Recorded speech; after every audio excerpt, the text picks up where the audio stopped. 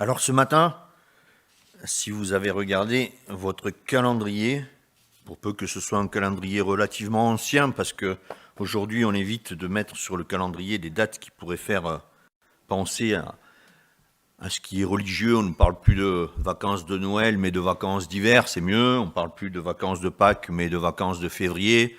C'est plus lisse, c'est plus plat. Et puis en même temps, on oublie tout, comme ça on est tranquille.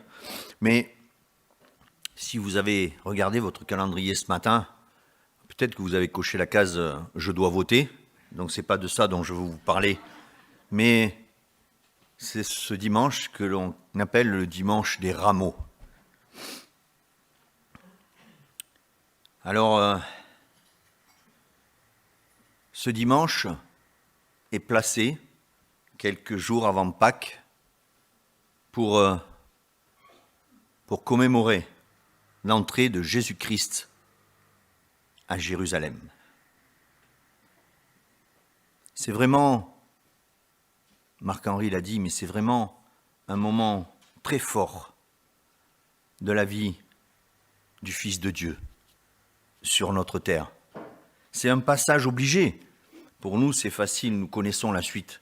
Donc c'est un passage obligé. S'il n'était pas entré à Jérusalem, dimanche prochain, nous ne chanterions pas sa résurrection. Mais il est entré à Jérusalem et nous devons le commémorer aujourd'hui, ou tout du moins nous en rappeler. Et ce texte de l'évangile de Jean, que je vais partager avec vous ce matin, nous l'avons volontairement laissé de côté il y a quelques semaines dans nos lectures suivies de Jean. Alors peut-être que ça vous a pas choqué qu'on saute une partie du chapitre 12 pour passer à autre chose, mais c'était juste pour pouvoir le remettre dans le contexte du calendrier aujourd'hui. Et quand je pense à ce dimanche des rameaux, mes souvenirs vont loin en arrière. Je me souviens, dans différentes églises où j'ai grandi, que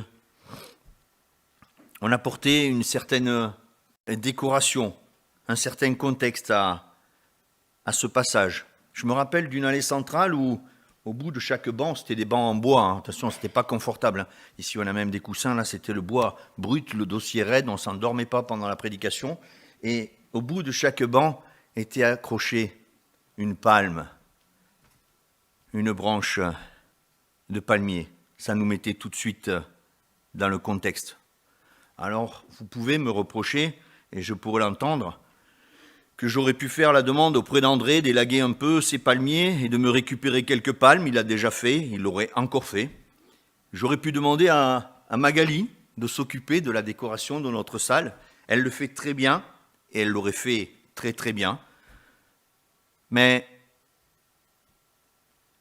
j'ai préféré laisser ce matin la place à la parole de Dieu et à ce que le texte veut bien nous enseigner. La décoration, pour moi, n'était pas l'essentiel par rapport à cet épisode de la vie de notre Seigneur Jésus-Christ.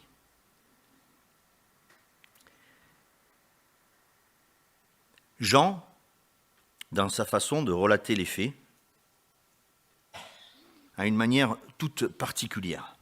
Et si j'avais dû choisir, parce que ce n'est pas moi qui ai fait le choix, mais si j'avais dû choisir un passage pour nous ramener à cet épisode de l'entrée de Jésus-Christ à Jérusalem, je vous avoue honnêtement que je n'aurais pas pris l'évangile de Jean. Pourquoi ? Certainement par facilité. Mes souvenirs d'enfant, outre la décoration, me ramènent aussi à ces cours d'école du dimanche, à ces enseignements des moniteurs et monitrices, tout comme ici, en ce moment, qui m'ont répété et re-raconté et re-répété cette histoire si belle d'un Jésus qui envoie ses disciples en leur disant tout ce qui va se passer. Il n'y a pas la place pour un peu de doute. Allez vers la maison, à l'entrée de la ville. Vous verrez un ânon avec une ânesse. Vous le prendrez, les gens viendront vous voir, vous diront qu'est-ce que vous faites ? Vous direz Jésus en a besoin. Tout ça, c'est des histoires que l'on n'oublie pas. Si vous n'avez pas eu le plaisir de suivre l'enseignement de l'école du dimanche, relisez-les dans les autres évangiles. Mais c'est vraiment des histoires qui marquent. Rien n'était laissé au hasard. Ce matin, nous allons revivre cette même histoire, ce même épisode de la vie de Jésus, mais vu et raconté par Jean. Peut-être allons-nous comprendre des choses qui, dans les autres évangiles, sont peut-être moins évidentes. La parole de Dieu est un ensemble de textes. J'aime à le répéter à chaque fois que je prends la parole, parce que la parole de Dieu est la vérité dans tout son ensemble. Et il n'y a pas deux évangiles qui parlent mieux de cet épisode que l'évangile de Jean. Tous sont la vérité. Dieu nous a laissé aussi cet évangile de Jean et sa vision des choses. Ce serait trop facile de se contenter des passages qui nous plaisent et qui nous rappellent nos souvenirs d'enfance, et puis laisser de côté ceux qui nous attirent un peu moins. Ce matin, nous allons nous plonger dans cette version. Je vous invite à lire ou à suivre la lecture avec moi dans la parole de Dieu, dans l'évangile de Jean, au chapitre 12, et les versets 12 à 36. Je lirai dans la version du Semeur. Jean chapitre 12, verset 12. Le lendemain, une foule immense était à Jérusalem pour la fête. On apprit que Jésus était en chemin vers la ville. Alors, les gens arrachèrent des rameaux aux palmiers et sortirent à sa rencontre en criant « Hosanna ! Béni soit celui qui vient de la part du Seigneur. Vive le roi d'Israël !» Jésus trouva un ânon et s'assit dessus, selon cette parole de l'Écriture. « Sois sans crainte, communauté de Sion, car ton roi vient monter sur un ânon. » Sur le moment, ses disciples ne comprirent pas ce qui se passait, mais quand Jésus fut entré dans sa gloire, ils se souvinrent que ces choses avaient été écrites à son sujet et qu'elles lui étaient arrivées.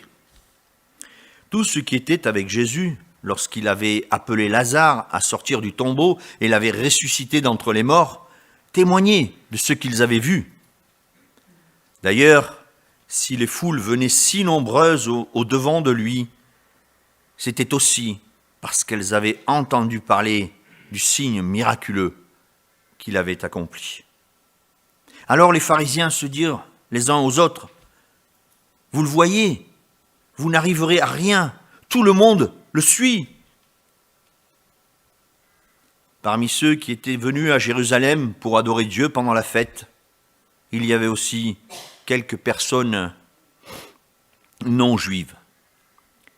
Elles allèrent trouver Philippe, qui était de Bethsaïda, en Galilée, et lui firent cette demande. « Nous aimerions voir Jésus. » Philippe alla le dire à André. Puis, tous deux allèrent ensemble le dire à Jésus. Celui-ci leur répondit, « L'heure est venue où le Fils de l'homme va entrer dans sa gloire. Vraiment, je vous l'assure, si le grain de blé que l'on a jeté en terre ne meurt pas, il reste un grain unique. Mais s'il meurt, il porte du fruit en abondance. Celui qui s'attache à sa propre vie la perdra, mais celui qui fait peu de cas de sa vie en ce monde la gardera pour la vie éternelle.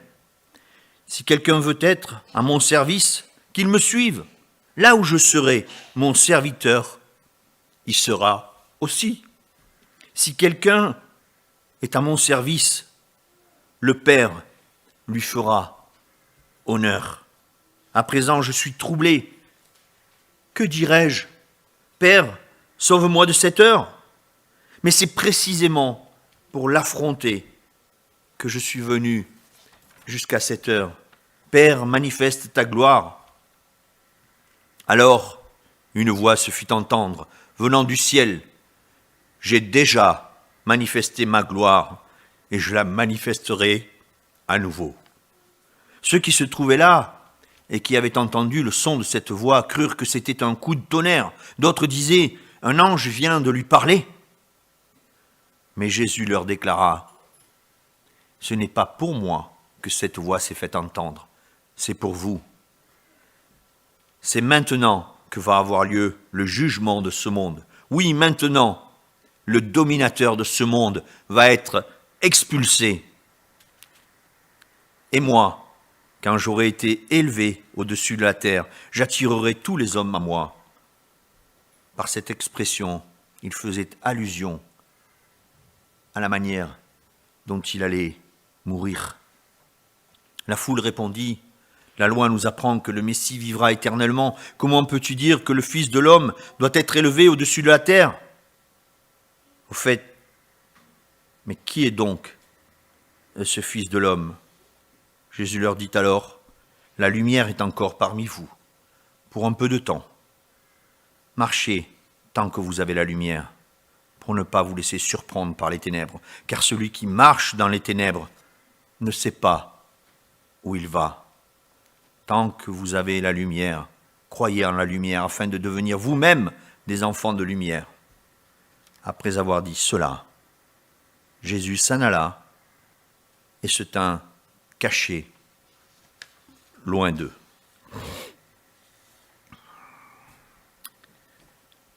Je vous invite à dérouler cette partie de la journée où Jésus-Christ se rend dans la ville de Jérusalem. Jean ne fait pas mention de détails pour nous dire que c'était la première, la deuxième, la troisième heure. Pour lui, l'essentiel n'est pas là.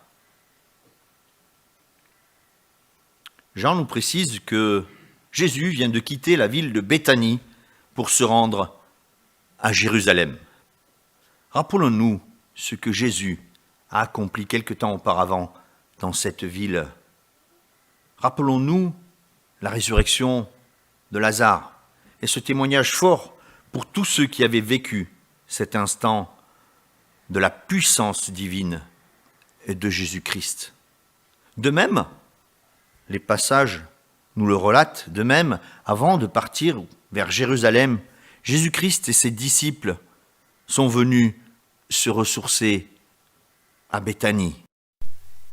Ils sont venus chercher la paix, le réconfort, avant d'affronter, et je pense que seul Jésus en était vraiment conscient de ce qu'il allait affronter, avant d'affronter cette étape finale de son cheminement sur la terre, avant d'accomplir le sacrifice ultime pour lequel il avait quitté la gloire du Père et s'était fait homme, afin d'être confronté lui-même à la mort qui nous était réservée. Tout au long du chemin, tout au long de cette route qui mène à Jérusalem, la foule s'est rassemblée.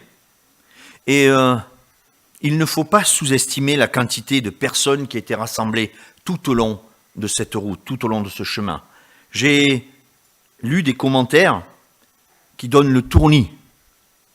On parle de centaines de milliers de personnes qui rejoignaient Jérusalem à ce moment-là de l'année pour la fête.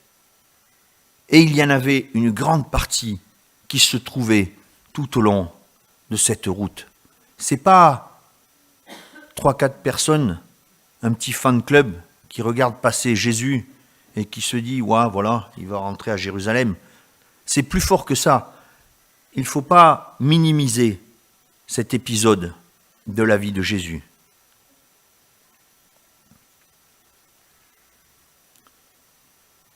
Le texte nous dit qu'ils étaient munis de branches de palmier. Pareil, ce n'était pas préparé, d'après Jean. Il dit, ils arrachèrent des branches en voyant arriver Jésus. Ils ne pouvaient pas rester sur le bord de la route à regarder passer comme on regarde passer la caravane du Tour de France et elle est passée, on va faire autre chose. ils étaient autour et ils se sont sentis obligés de manifester leurs sentiments vis-à-vis de Jésus. Ils arrachaient ces branches de palmier qu'ils agitaient et ils criaient. Qu'est-ce qu'ils criaient? C'est important de retenir ce qu'ils criaient. Ils criaient « Hosanna ! Béni soit celui qui vient de la part du Seigneur. Vive le roi d'Israël. » Dans ma version, il n'y a pas de majuscule au mot roi. Peut-être parce qu'il n'y avait pas de majuscule dans le cœur de ceux qui agitaient ces branches. Oui, c'était le roi d'Israël. C'était celui qui était annoncé comme venant de la part du Seigneur. C'était celui qui était annoncé comme étant le Fils de Dieu. Et pourtant, juste quelques-uns criaient « Hosanna, vive le roi d'Israël ». D'autres évangiles nous relatent cette même scène en précisant d'autres détails. Certains posaient leurs vêtements sous les pas de ce petit âne. Jean ne s'attarde pas sur ces détails. Pour lui et pour nous ce matin, l'essentiel n'est pas là. Qu'est-ce que cette version du texte met en exergue dans l'évangile de Jean? Une foule hétéroclite. Hétéroclite, une foule. Il y avait beaucoup de juifs, mais le passage nous dit qu'il y avait aussi beaucoup de non-juifs. Alors, dans certaines versions, c'est pour ça que j'ai choisi celle-ci, elle est plus simple, c'est des non-juifs. Dans d'autres versions, il est parlé de grecs, pour moi c'est plus simple. C'était d'un côté les juifs, ceux qui avaient reçu l'enseignement, et de l'autre côté, tous ceux qui venaient du monde entier, peut-être à cette époque-là, du petit monde entier autour d'Israël, mais je garde cette perspective de ce passage, et à la fin, nous verrons pourquoi c'est important que ces non-juifs soient amassés au bord de la route. Il y avait ceux qui avaient une raison d'être là, parce qu'ils étaient présents, nous dit le texte, lors de la résurrection de Lazare. Donc ils voulaient un peu, ils venaient à la troisième mi-temps, ils avaient vu Jésus faire des miracles, ils avaient vu Jésus ressusciter un mort. C'est quelque chose qui doit marquer une vie. Et puis ils revenaient là parce que c'était ce Jésus qu'ils connaissaient, c'était cette facette de Jésus qu'ils avaient vu intervenir. Il y en a même qui étaient là juste parce qu'ils avaient entendu parler de ce miracle. Ils ne l'avaient même pas vu, mais quelqu'un leur avait raconté. Et on leur dit, mais ce Jésus qui était en Béthanie, qui avait ressuscité Lazare, il passe aujourd'hui sur la route. Donc je vais me positionner là, parce que je veux voir aussi ce Jésus.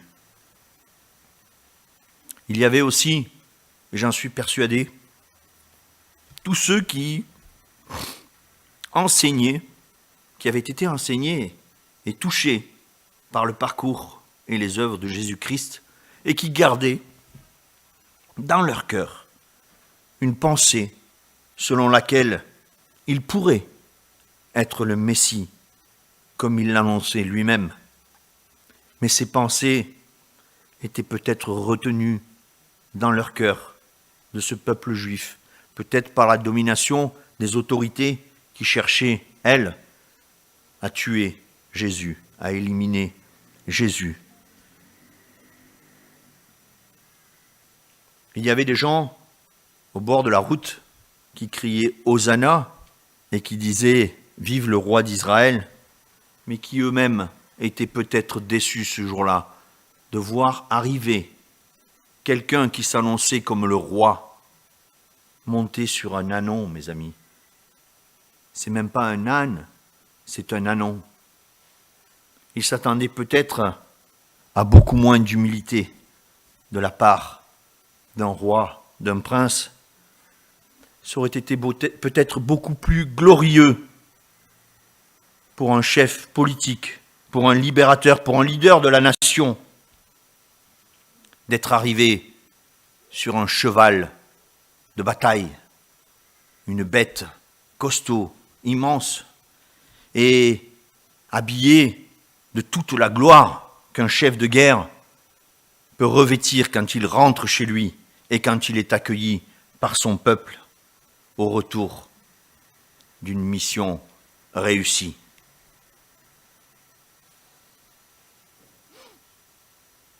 Alors oui, à cet instant de l'histoire, le fait que Jésus-Christ se déplace sur un ânon revêt aussi toute son importance. Un libérateur, un prince, annoncé, puisqu'Ésaïe nous annonçait qu'il serait ce libérateur, ce prince de la paix.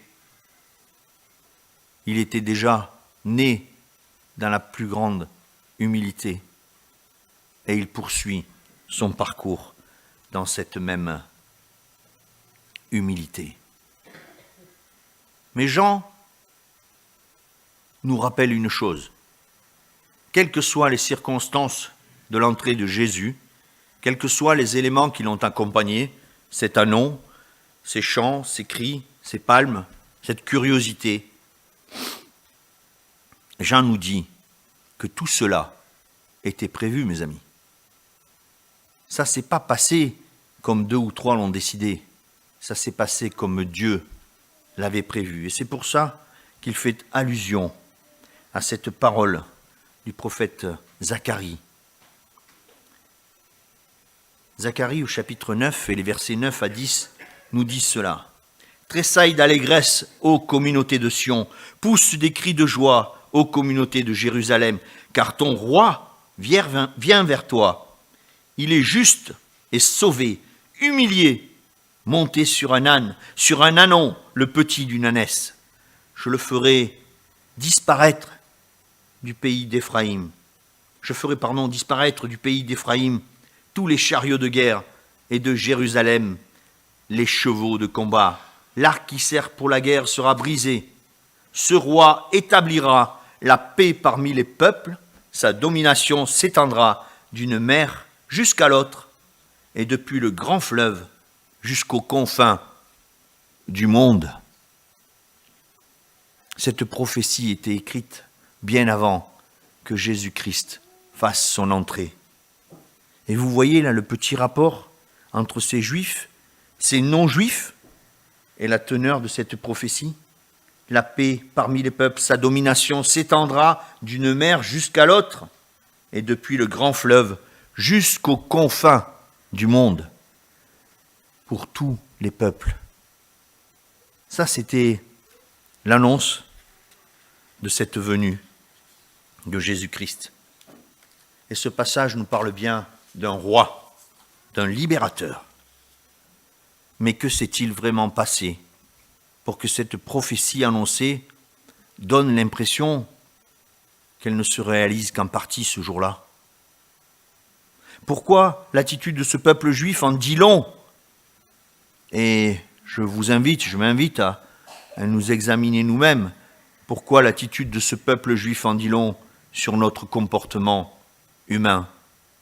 Malgré toutes les annonces et les enseignements dispensés par Jésus-Christ lui-même tout au long de son ministère, le peuple juif ne reçoit pas comme ce Messie, ou plutôt ne reçoit pas officiellement Jésus comme ce libérateur.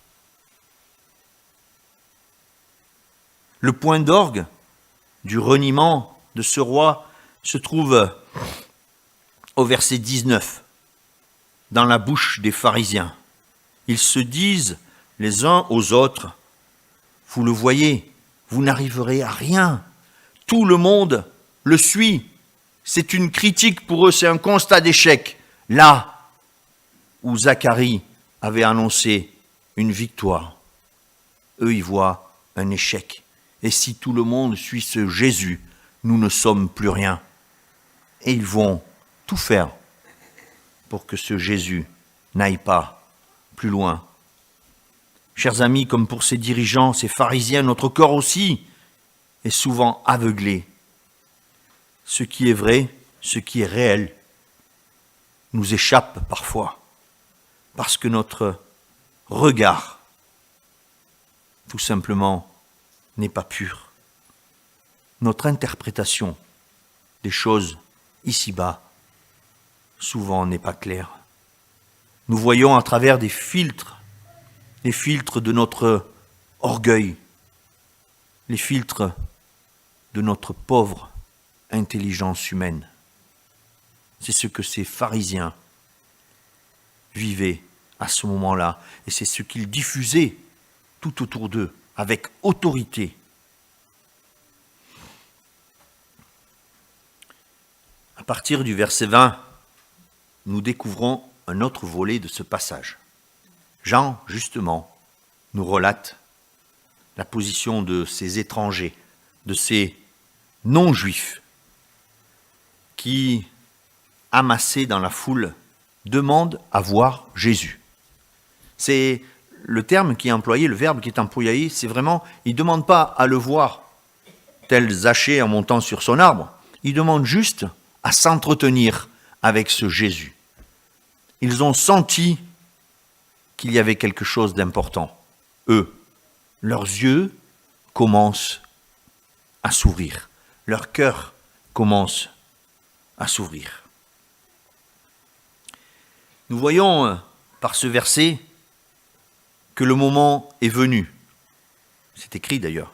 Ou alors qu'il est très proche, où le message de Jésus-Christ ne s'adressera plus exclusivement aux Juifs, mais il est dispensé pour tout homme qui s'y intéresse et qui recherche en la personne de Jésus-Christ un véritable libérateur, un véritable sauveur. Chers amis, ce texte ce matin pour nous est un sujet de joie. Par la présence de ces étrangers, de ces non-juifs, nous pouvons comprendre que Jésus-Christ, dimanche prochain, sera crucifié, qu'il ressuscitera, qu'il vaincra la mort, mais pas pour les Juifs uniquement, pour chacun d'entre nous et chacun qui veut mettre en lui son espérance. Oui, avec un verset comme cela, on sait que j'ai ma part dans ce royaume avec ce roi, Jésus-Christ.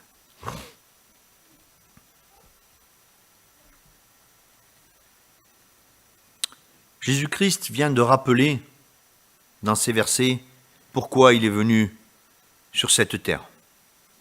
Pourquoi il a quitté la gloire de son Père et il a été fait homme. Et par l'exemple de ce grain de blé, qu'il cite lui-même, il nous démontre cette étape à venir de la Pâque. Il nous démontre que ce qui va se passer dans les jours à venir à Jérusalem était nécessaire, voire même indispensable. Pourtant, je regardais ce passage à plusieurs reprises, je le relisais, et je me disais, pour Jésus-Christ, mais c'était vraiment pas indispensable d'aller jusqu'au bout, jusqu'à ce que nous allons commémorer le week-end prochain. Parce que Jésus-Christ était un homme parfait, était un homme sans péché. Jésus-Christ, qui avait quitté pour un temps la gloire du Père, pouvait s'en retourner auprès de lui, à nouveau dans la gloire, parce qu'il était sans péché, sans faute, et qu'il était fils de Dieu. Non, ce n'était pas indispensable de faire mourir ce grain de blé. Mais là où le passage nous touche, c'est que cette gloire, il a voulu la partager. Et pour pouvoir la partager avec toi et avec moi, cette gloire, il fallait qu'il aille jusqu'au bout de ce pourquoi le Père l'avait envoyé. Parce que lui pouvait avoir cette gloire, mais pas moi, pas toi. Seul ce qu'il allait accomplir permettrait à chacun de nous de faire le bon choix et d'accéder à cette gloire auprès du Père. Voilà pourquoi il donne cette image du grain de blé. Ce grain de blé qui tombe en terre et qui germe et puis qui disparaît. Je ne sais pas si vous avez déjà mis les grains de blé, comme on fait quand on est enfant, sur un peu de coton humide, et on regarde comment ça se passe pour Noël, et on voit pousser cette belle herbe toute verte. Le grain de blé au milieu, il est tout plat, il y a des racines vers le bas, il y a une tige verte et des feuilles vers le haut, et il ne reste plus rien de ce grain de blé qui était à l'origine de la nourriture, à l'origine de cette semence. Ce grain de blé disparaît définitivement. Mais il disparaît pourquoi ? Il disparaît parce que si cette plante continue à être nourrie, accrochée à sa terre, arrosée, elle va monter et elle va faire un bel épi de blé. Elle va décupler la quantité de graines que l'on avait mis en terre. C'est là cette image de Jésus-Christ. Et oui, si ce grain de blé ne meurt, ben le grain de blé se suffit à lui-même et on ne partage pas, et puis c'est comme ça, et j'en profite, mais pas les autres. Jésus-Christ vient nous donner cet exemple. Frères et sœurs, il vient nous donner cet exemple. Il ne vient pas nous raconter son exemple. Jésus-Christ nous place devant cette image pour que, à notre tour, nous puissions faire les bons choix. Nous puissions renoncer à ce qui n'est pas essentiel et qui pourtant occupe une grosse partie de notre vie. Le verset 25, Jésus dit dans ce verset, « Celui qui s'attache à sa propre vie la perdra. » Il s'agit de notre vie terrestre, de notre vie d'homme dans ce monde. Mais celui qui fait ou qui ne fait plus de cas de sa vie en ce monde la gardera pour la vie éternelle. Si quelqu'un veut être à mon service, qu'il me suive. Là où je serai, mon serviteur sera aussi. Si quelqu'un est à mon service, le Père lui fera honneur. Chers amis, encore une fois, ce passage nous rappelle que notre vie est faite de choix. Jésus-Christ, dans ce verset, nous indique les bons choix à effectuer. Alors parfois, nous nous posons la question, parce que nous ne voulons pas aller au fond des choses. Nous nous disons, waouh, ou nous disons à nos enfants, dans la vie, il faut faire des choix. Et je prie pour que tu fasses les bons. Jésus l'a dit aussi qu'il fallait faire des choix. Il n'a pas dit je prie pour que tu fasses les bons. Il a dit voilà quel est le bon choix. Abandonne ta vie ici-bas et tu profiteras directement de la vie éternelle. Tu ne peux pas t'embarrasser, même ici-bas, des choses de ce monde, encore moins dans la vie éternelle. C'est impossible. Donc commence par faire les bons choix, ceux que je te donne à faire. Tu as juste le mot d'emploi à appliquer. Cela me rappelle le culte de dimanche dernier, ce culte familial et ce moment personnel où David Locher nous a invités à prendre un petit papier. Bon, lui, il les a vus gris, bon, ils étaient bleus, mais bon, c'était un petit papier quand même, et de déposer pour chacun ce papier sur la croix qui était là, en indiquant sur ce papier qu'est-ce qui nous empêche d'être au service de Jésus-Christ. Ce qui fait que nous soyons encore aujourd'hui attachés à notre vie dans ce monde, notre vie matérielle. Nous l'avons fait pour la plupart dimanche dernier. Jésus le rappelle encore dans ce passage. Dans ces paroles de l'évangile de Jean, nous devons comprendre et réaliser que la vie éternelle ne peut pas s'embarrasser de notre vie humaine. Par contre, ce que l'on peut comprendre, et je sais que David Locher le répète fréquemment dans ses prédications, mais j'adhère à ce qu'il dit. Ce que nous pouvons comprendre au travers de ce passage, c'est que la vie éternelle n'est pas annoncée comme commençant ou débutant après la mort. Chers amis, si nous appliquons ce que Jésus-Christ nous enseigne ici, la vie éternelle commence déjà, maintenant. C'est une vie qui va continuer, parce que je ne m'embarrasse pas de ceux que je devrais laisser de côté, parce que je me mets au service de Jésus-Christ. Alors, si je peux vous rassurer, pour moi aussi, c'est très difficile.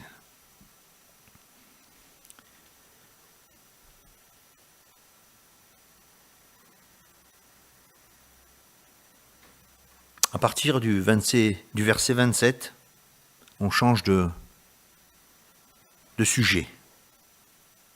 On ouvre une autre page du livre de la vie de Jésus-Christ. Et je ne voudrais pas aller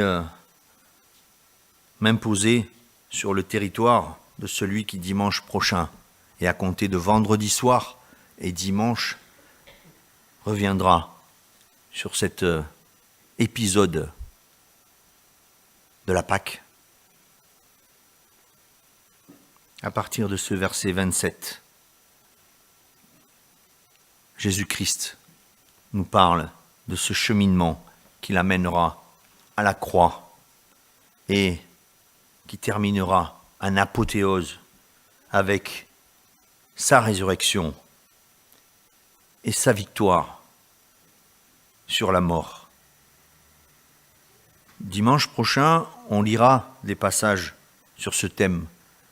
Je vous invite, avant dimanche prochain, à relire la fin de ce passage que nous avons partagé ce matin, les derniers versets. Ils sont là pour nous y préparer. Jésus-Christ évoque même la possibilité de se soustraire à ce qu'il attend. Mais il y répond aussitôt, mais pourquoi le ferais-je si c'est pour ça que j'ai quitté la gloire de mon Père?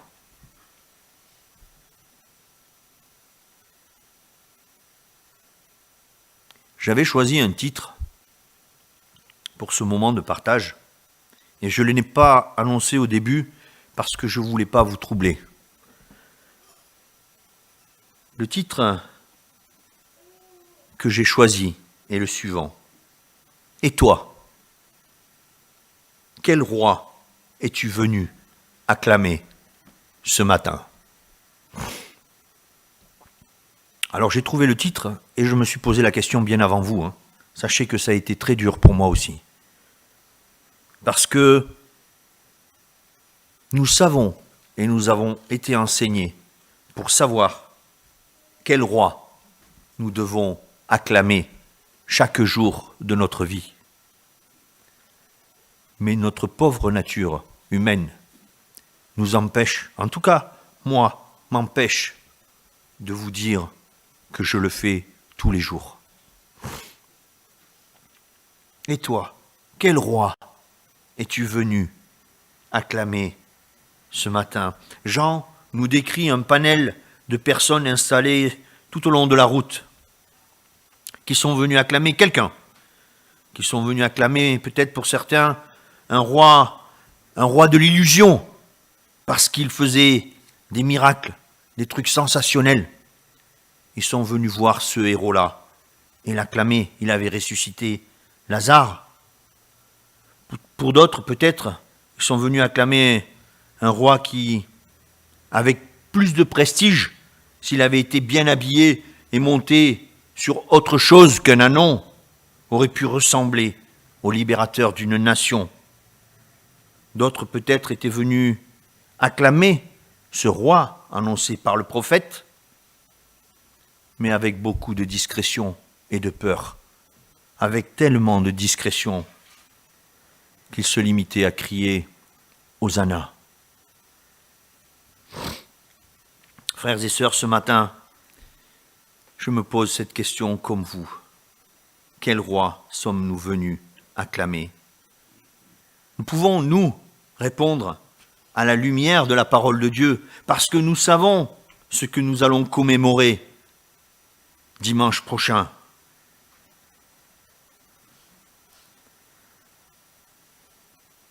Nous connaissons la fin de l'histoire. Mais cela est lourd de conséquences pour nous. Le peuple d'Israël, les juifs, les non-juifs ne connaissaient pas la fin de l'histoire. Et certains acclamaient ce roi. Toi et moi, nous connaissons la fin de l'histoire. Nous savons tout ce qu'il a fait, tout ce qu'il a enduré, tout ce qu'il a payé pour nous arracher au péché et à la mort. Et parfois, je me trompe de roi dans ma vie. Je n'acclame pas celui que je devrais. Notre texte dans l'évangile de Jean nous parle de libérateur. Frères et sœurs,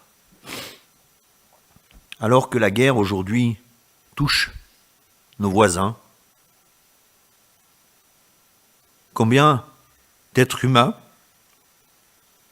combien d'hommes et de femmes seraient prêts à se rassembler au bord de la route pour acclamer dans leur pays,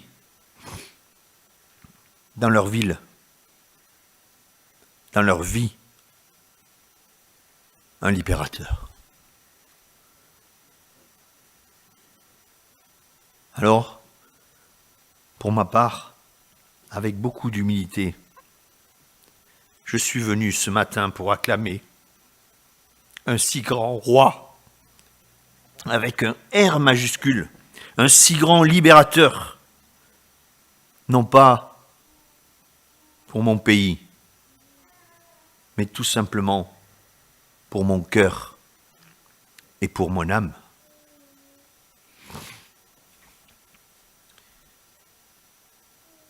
Quand je préparais ce moment de partage, je ne vous cache pas que l'énumération de ces faits me rend triste. Je suis déçu de la manière dont la gloire de ce libérateur annoncé a été atténuée par ce peuple juif. À cette époque-là, personne n'avait vraiment compris ce que ce roi humble, ce fils de Dieu, était venu apporter. Personne n'avait vraiment compris qu'il était, et pourtant il l'a dit, et il l'a répété, qu'il était le Messie. Le Messie attendu, parce qu'il pouvait sauver le monde. Son entrée glorieuse a fait pchit, elle est retombée. Mais le résultat de sa mission, le résultat de pourquoi il s'est rendu à Jérusalem ce jour-là sur un ânon, lui n'a pas fait pchit. Lui, il est allé jusqu'au bout, ce résultat, et je partage déjà la joie de dimanche prochain avec chacun d'entre vous de pouvoir chanter que Christ est mort. Mais dans la même phrase, de pouvoir chanter qu'il est ressuscité. Chers amis, ce passage de Jean que nous avons partagé ce matin ne fait que nous conduire à dimanche prochain. Que chacun de vous puisse déjà être content de venir dimanche prochain. Et pour ceux qui ne le pourront pas, que chacun d'entre nous, d'entre vous, puisse vraiment prendre ce temps pour reconnaître l'importance de ce geste qui pourtant, à cette époque-là, n'avait pas commencé par un grand accueil de ce sauveur, de ce libérateur. Je terminé par la prière. Seigneur, quel roi sommes-nous venus acclamer ce matin? Nous avons en partie répondu à cela, Seigneur, mais c'est peut-être facile de répondre le dimanche, assis dans ta maison. Et c'est peut-être beaucoup moins facile d'avoir la même réponse les autres jours, dans d'autres circonstances, au travail, entre amis, à l'école. Quel est ce roi que nous voulons acclamer dans nos vies, Seigneur? Encourage-nous par ces paroles, encourage-nous par ce texte à être de ceux qui agitent les branches au bord de la route et qui chantent Hosanna et qui accueillent ce roi, ce seul et unique libérateur de nos vies, libérateur de nos âmes, Seigneur. Merci pour ce passage, merci parce qu'il nous conduit tout droit au sommet de ton œuvre parmi les hommes, au sommet de ce sacrifice ultime.